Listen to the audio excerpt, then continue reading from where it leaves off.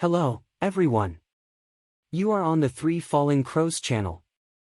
Yesterday was one of the most interesting trading sessions I've been able to watch.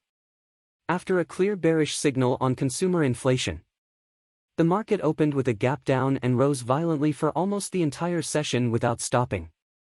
Such trading sessions we called propeller, and the basis of such days is the rapid closing of short positions.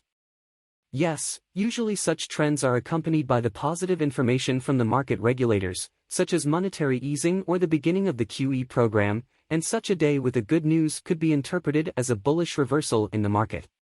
But here's the paradox of yesterday's trading: there was no positive news and the explosive growth took place.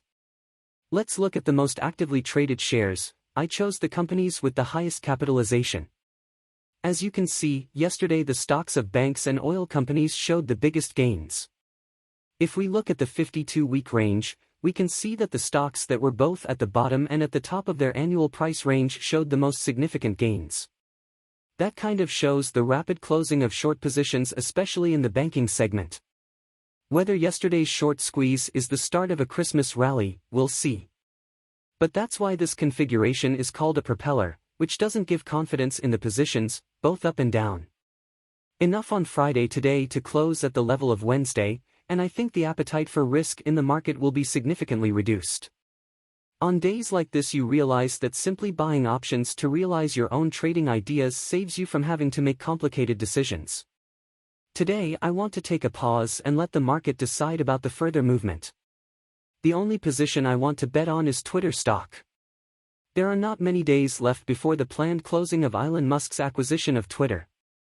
My main idea is that when Musk announced the acquisition of Twitter on April 25, 2022, he found financing quite easily.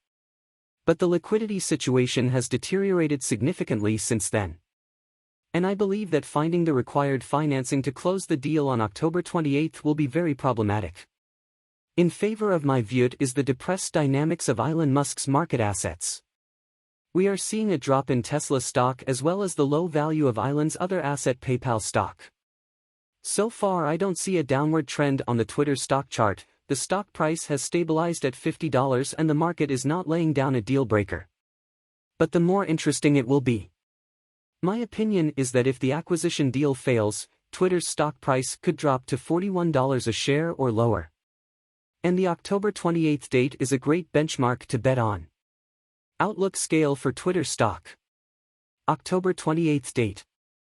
Price target of $41 a share. As usual I will try to match option contracts to the predictions made. In my trading, I try to pick those option contracts that give a ratio of expected return to option premium paid as X3. Happy trading, friends. Thanks for watching. Subscribe to my channel.